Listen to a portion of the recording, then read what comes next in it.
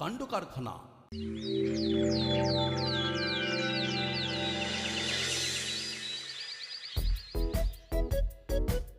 বাজার থেকে এক আঁটি থানকুনি পাতা নিয়ে এসো।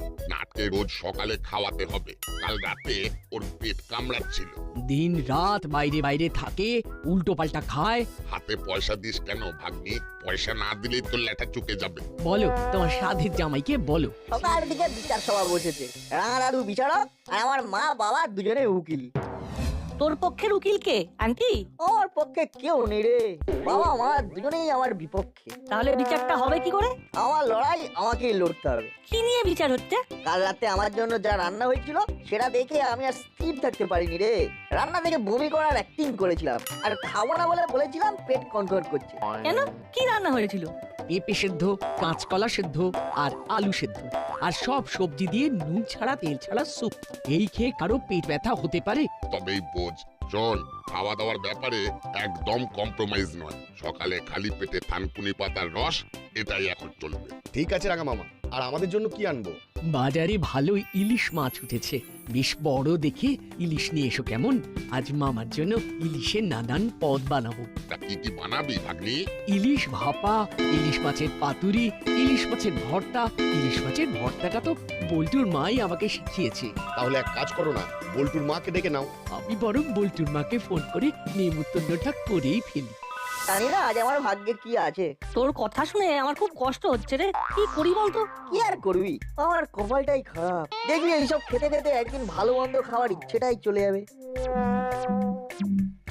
এই না, আন্টি ফোন করছেন, বোধহয় মাকে চাইছেন। আমি তোর ফোনটা কাটলাম। হ্যাঁ আন্টি বলুন। হ্যালো, মাকে দে বল্টু। দাঁড়ান আন্টি, মাকে ডাকছি। মা, তোমাকে আন্টি ফোন করেছেন। যাচ্ছি।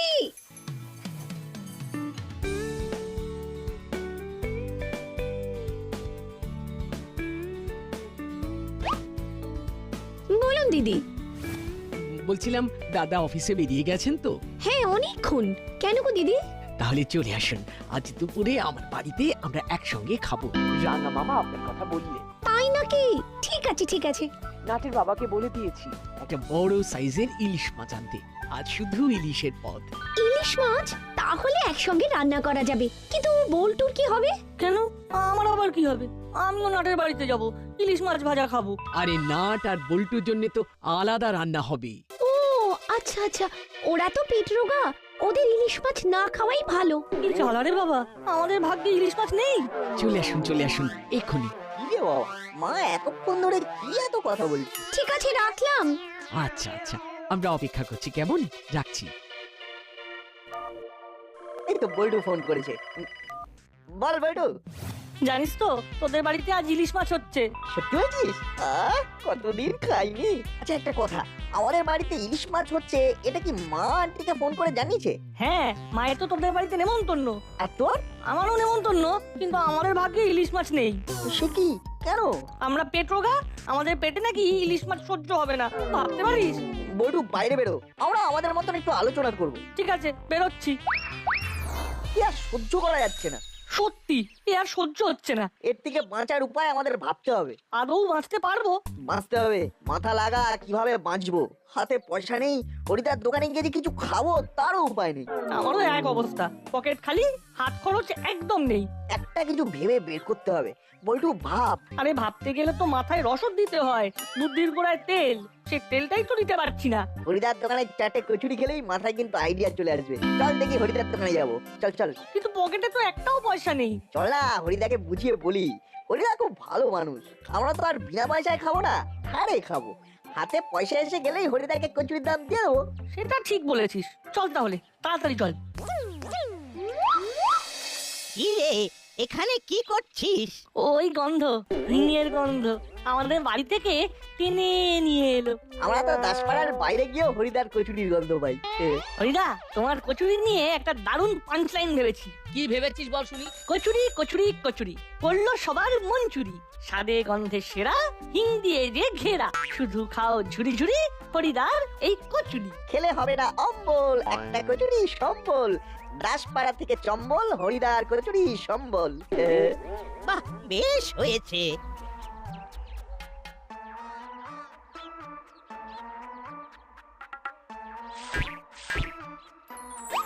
চললাম রে নারগোলটু, তবে তোদের ছড়া কিন্তু জব্বর হয়েছে। তা সকালবেলায় তোমাদের এত কচুরি প্রেম হলো যে? আসলে তোমার কচুরি না খেলে তো দিনটাই ভালো করে শুরু হয় না। দাও হরিদা 4টে করে কচুরি দাও। 40 টাকা রেডি রেখো। আচ্ছা হরিদা, আজ হাতে একদম পয়সা নেই, কাল যদি দিই, মানে তুমি কি কিছু মনে করবে? এবার আমার একটা ছড়া শুনে রাখো, তোমাদের কাজে লাগে। আজ নগদ কাল ধার, ধারের পায়ে নমস্কার। কি কেমন লাগলো? বল্টু, এইভাবে থাকা যাবে না। সেটা তো আমিও জানি, কিন্তু কি করব? ভেবে নিয়েছি কি? আমাদের বাঁচার উপায়। কি ভাবি? শোন, কেমন? ফাটাফাটি ব্রো, ফাটাফাটি। প্ল্যানটা সফল কবে হবে? যত তাড়াতাড়ি করা যায়। এখন বাড়ি চল, বাড়ি গিয়ে ঠান্ডা মাথায় আলোচনা করব। চল আলু সেদ্ধ পেঁপে সেদ্ধ খেতে চল। ও বেশি দিন খেতে হবে না, আজ বাড়িতে বসে পুরোটা ছকে নেব, তারপরে দেখ না কি হয়। কি আর হবে, এবার না খেতে পেয়ে মরতে হবে। একটা ভালো জ্যোতিষীকে হাতটা দেখাতে হবে। চুরির সব জায়গাগুলো এরকম ভাবে বন্ধ হয়ে যাবে স্বপ্নেও ভাবিনি। তাহলে কি আমাদের এবার ভিক্ষে করে দিন চালাতে হবে? আমি একজন ইন্টারন্যাশনাল চোর, আমার মাথার দাম এককালে কয়েক লক্ষ টাকা ছিল। আমরা তিনজন তো আর একসাথে এক জায়গায় বসে ভিক্ষে করবো না। না তো, আমরা তিনজন তিন জায়গায় ছদ্মবেশে ভিক্ষা করব। একজন ভিক্ষে করবে দাসপাড়ায়, একজন ভিক্ষে করবে মিত্রপাড়ায়, আরেকজন মোবাইল। আরে ও ঘুরবে ফিরবে আর ভিক্ষা করবে। আমরা প্রত্যেক মানুষের কাছে 1 টাকা করে ভিক্ষে করব। আমাদের একটা টার্গেট থাকবে। ভিক্ষের আবার টার্গেট? এ তো পুঁইশাকের ক্যাশ মেমোর মতো ব্যাপার রে। ব্যাপারটা ভাবো ওস্তাদ, আমরা যদি প্রতিদিন 1000টা মানুষের কাছ থেকে 1 টাকা করে ভিক্ষা নিই, তাহলে কত হয়? 1000 টাকা? একজন 1000 টাকা, মানে আমরা তিনজন মিলে 3000 টাকা ডেইলি। জাস্ট ব্যাপারটা ইমাজিন করো, মাসে কত হচ্ছে? কত? আমি হিসেবে ভীষণ কাঁচা, তুই বলে দে। এক মাসে একজনের দিনে 1000 টাকা হলে মাসে কত হবে? 30 × 1000 = 30,000। আরে বাপ রে বাপ, মাসে 30,000! এবার ভাবো, তিনজনের ইনকাম মেলালে 90,000। 30 × 3 = 3 × 90। মার দিয়া কেল্লা। বাহ, হেভি আইডিয়া দিলি। চল একটা শুভ দিন দেখে কাজটা শুরু করে দিই। চালা, মানতেই হবে তুই একটা জিনিয়াস।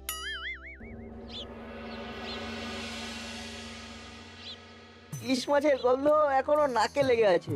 নাকে ইলিশ মাছের গন্ধ আর মুখে থানকুনি পাতার তেতো স্বাদ। নাকে ইলিশ মাছের গন্ধ আর মুখে আলু সেদ্ধ, পেঁপে সেদ্ধ, ঢেঁড়স সেদ্ধ, গন্ধ শুকিয়ে আর খাচ্ছি। অনেক হয়েছে, এইবার ব্যাপারটা নিয়ে সিরিয়াসলি ভাবতে হবে। আমাদের তো ভাবা হয়ে গেছে, লোকে তো দাঁত থাকতে দাঁতের মর্যাদা বোঝে না। আমরা যখন থাকবো না তখন দেখবি সবাই কাঁদবে। কাঁদবে কি হাসবে কি করে বুঝবো? আমরা তো আর দেখতে আসবো না, আমরা তখন কত দূরে। অনেক দূর। আচ্ছা, কাজটা করবে কি? সেটাও ভেবে নিয়েছি, চল দেখা করে আসি। কোথায়? মাছটা দারুণ ভালো ছিল, তাই না রাঙা মামা? সত্যি খুব ভালো ছিল, আর রান্নাটাও খুব ভালো হয়েছে, বিশেষ করে ওই ইলিশের ভর্তাটা। ওটা তো দিদি করেছে। আমি তো আর একা করিনি, আপনিও তো আমার সঙ্গে হাত লাগিয়েছেন। এটা আমাদের যৌথ প্রচেষ্টা। এই বলছি, অনেকক্ষণ তো হলো, নাট বল্টু কোথায় গেল? ওরা তো একটু বেরিয়েছে, ঠিক সময় চলে আসবে। আমরা আমাদের প্রফেশন বদলে ফেলেছি। সে কি, প্রফেশন বদলে ফেললে আমাদের কি হবে? তোমাদের কথা আমরা ভাবতে যাব কেন? তোমাদের কথা তোমরা ভাবো। তাই তো ভাবছি, আমরা ভেবেই তো তোমাদের কাছে সাহায্য চাইতে এলাম। ঝুঁকি কম, হেভি লাভ। আমাদের এখনকার প্রফেশনে কোনো ঝুঁকি নেই, একেবারে বিন্দাস কাজ হবে। এই মহিলা কাকা, আমাদের মনটাকে ভেঙে দেবে। আমরা কত আশা নিয়ে তোমাদের কাছে এসেছি, কাজটা করে দাও না প্লিজ। আমাদের কাজটা করে তোমরা প্রফেশন পাল্টাও। তোমাদের কাজে আমাদের কি লাভ হবে? কোনো লাভ নেই। কি বলছো তুমি? আমরা তোমাদের যেভাবে বলছি সেভাবে চলো, তাহলে দেখবে তোমরা কত লাভ করবে। হ্যাঁ বলো আমাদের কি করতে হবে? শোনো,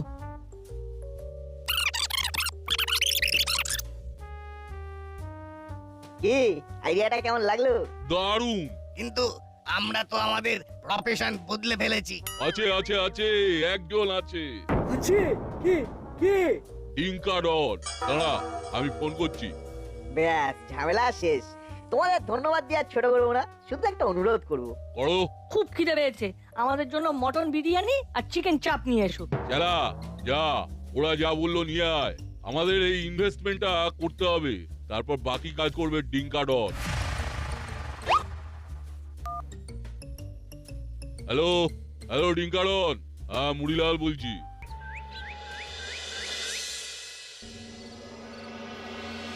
হ্যাঁ, খুব খুশি হয়েছি গুপি, খুব খুশি হয়েছি। তোমার দাপটে মুড়িলালরা ক্রাইম বন্ধ করে দিয়েছে। এটা একটা breaking news. Thank you sir, thank you. আমি সব সময় চেষ্টা করে চলেছি কি করে দাসপাড়াকে সুরক্ষিত রাখা যায়। তা মুড়িলাল, চেলা আর কাকাতুয়া এখন কি করছে? রোজ একবার করে থানায় আসছে, আমার সাথে কথা বলে চলে যাচ্ছে। মাঝে মাঝে চা খাওয়াই, ওরা চা খায়, সুখ দুঃখের কথা বলে, তারপর চলে যায়। তোমাকে আমি ব্যক্তিগতভাবে একটা পুরস্কার দেব বলে ঠিক করেছি। বলছি কি স্যার, মানে এবার আমার প্রমোশনটা। গুপি, একটু জোরে বলো, কথাটা কেটে কেটে যাচ্ছে। হ্যালো স্যার, এবার আমার প্রমোশনটা। ও, কল ড্রপ হচ্ছে গুপি, একটু থেমে থেমে বলো। স্যার, এবার আমার প্রমোশনটা। একই এইরকম ইনস্টলমেন্টে কথা বলছো কেন? আমি কিচ্ছু বুঝতে পারলাম না। যাই হোক, পরে শুনবো। এইরকম মন দিয়ে কাজ করো, কাজ করে যাও। কি ভাবে এটা কখনো ভাববে না। রাখলাম। যা কপালে লিখিতন ঝটাং, কোন বেটা কিং করিশত, क्या हुआ साहब, हुक्का हुआ, समझा? উফ, আবার ফোন। হ্যালো, হ্যাঁ সে কি, কখন? আমি যাচ্ছি। আবো, গাড়ি বার করো, আমাদের এক্ষুনি যেতে হবে।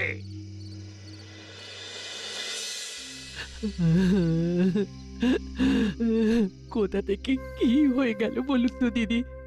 ওরা এখন কেমন আছে কি জানে। ওরা সকালে খালি পেটে থানকুনি পাতা খায়। কাল থেকে ওদের কুলেখাড়া পাতার রস খাওয়াবো ঠিক করেছিলাম। কি করে ওদের স্বাস্থ্য ঠিক হবে? ঘটনাটা ঘটলো কখন? আচ্ছা, ঘটনাটা ঠিক কি ঘটেছে? পেট রোগা দুটো ছেলে, হায় হায় হায়, ওরা এখন কি করছে কে জানে। কতদিন বাদে এত ভালো মন্দ খাবার খেলাম। থ্যাংক ইউ ডিঙ্কাডন আঙ্কেল।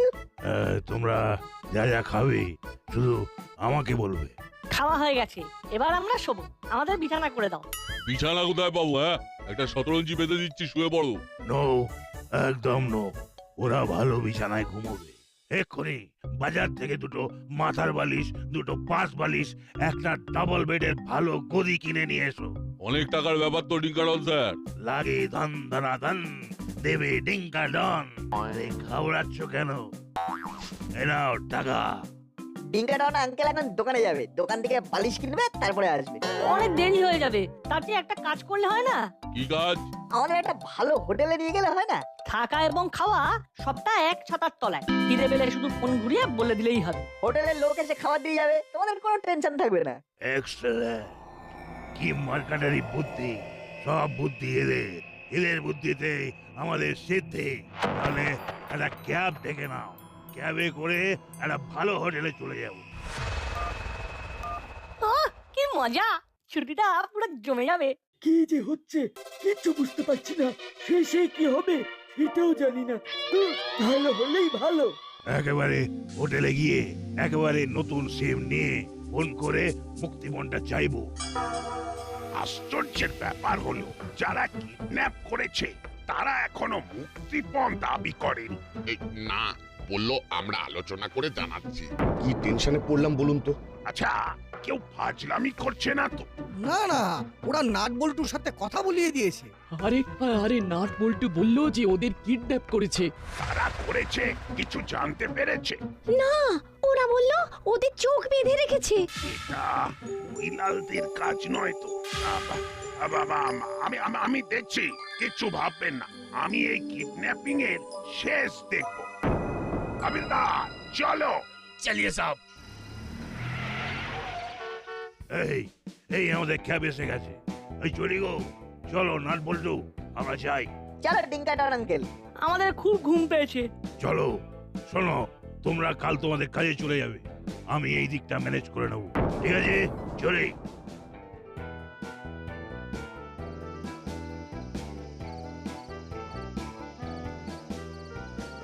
দেখলি ব্যাপারটা কি সুন্দর ম্যানেজ হয়ে গেল। কিডন্যাপটা ডিঙ্কারন দেখবে আর আমরা আমাদের কাজ করব, দুটোই সমানভাবে চলবে।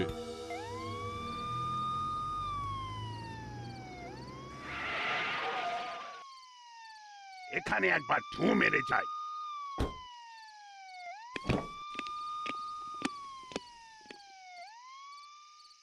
ভাই মুড়িলাল, আছিস তো? ওরে বাবা, আর একটু আগে এসে গেলেই তো কেস একেবারে পুরো কেচে যেত। আসুন বড়বাবু, আমরা সবাই ঘরে আছি। চেলা, নাট বল্টুর খাবারের প্যাকেটগুলো সরিয়ে ফেল।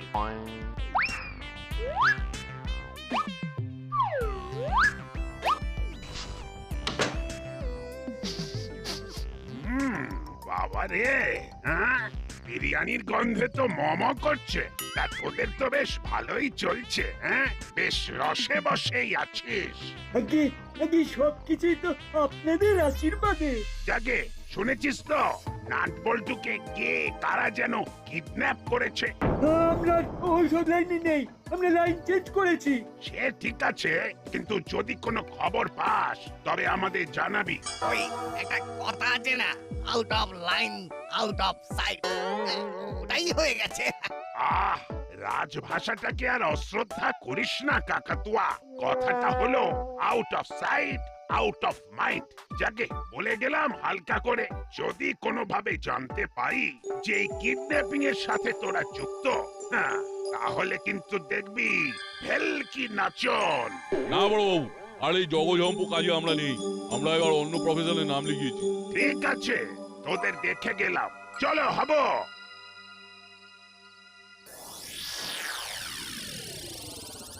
বিচ্ছু দুটো ঘুমিয়েছে। এইবার ওদের বাবার সাথে মুক্তিপণ নিয়ে কথা বলি।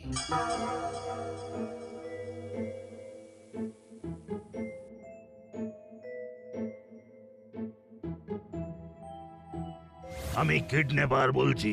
এবার ঠান্ডা হয়ে চুপ করে শোনেন আমার কথা। হ্যাঁ হ্যাঁ, বলুন বলুন। আমরা সবাই মিলে ঠিক করেছি যে নাট বল্টুর মুক্তিপণ 2 লক্ষ টাকা। টাকাটা কালকের মধ্যেই দিতে হবে। কোথায় টাকাটা দেবো দাদা? সেটা আমরা আলোচনা করে জানাচ্ছি। বলছি যে ছেলেগুলো ভালো আছে তো? ভালো মানে বহাল তবিয়তে আছে। একটু আগে বিরিয়ানি আর চিকেন চাপ খেয়েছে। এখন দুজনে মৌজে ঘুমোচ্ছে। শুনুন, পুলিশকে কিছু জানাবেন না কিন্তু। না না, কিচ্ছু জানাবো না, কিচ্ছু জানাবো না। আমাদের কাছে খবর আছে পুলিশ আপনাদের বাড়িতে গিয়েছিল। যদি পুলিশ বেশি বাড়াবাড়ি করে তাহলে কিন্তু খুব খারাপ হবে। মনে থাকে যেন ওরা এখন আমাদের দখলে। একেবারে ঘুমিয়ে কাদা। খুন্তি ওস্তাদকে ফোনটা করে জানিয়ে দি। হ্যালো খুন্তি ওস্তাদ, 2টো মাছ পাকড়েছি। ওদের দাম উঠেছে 2 লাখ। কাল সকালে টাকাটা দিতে বলেছি। আরে ওরা তো এখন আমার কাছে ঘুমোচ্ছে। ছেলেগুলো খুব খেতে ভালোবাসে, ওই খাবার লোভে বন্দি করেছি। বল্টু, খুব খারাপ ভাবে ফেঁসে গেছি। আমাদের এখান থেকে পালাতে হবে। ছেলে দুটো নিজের থেকে আমার জালে পড়েছে।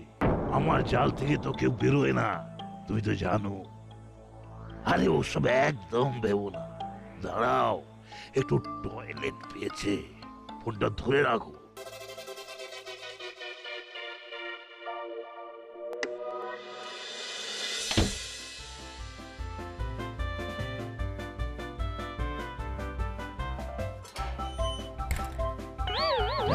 এই ভালো হবে না বলে দিচ্ছি, কিন্তু খুলে দাও। ডিঙ্কাটন আঙ্কেল, এবার আমাদের খেলাটা দেখো। এবার তুমি আমাদের জালে পড়েছো, কেটে বেরোতে পারবে না। ভালো ভালো হবে না বলে দিচ্ছি, কিন্তু খুলে দাও। এবার বাড়িতে একটা ফোন করতে হবে, আর বড় বাবুকে। চল, হোটেলের ম্যানেজারকে সব জানাই।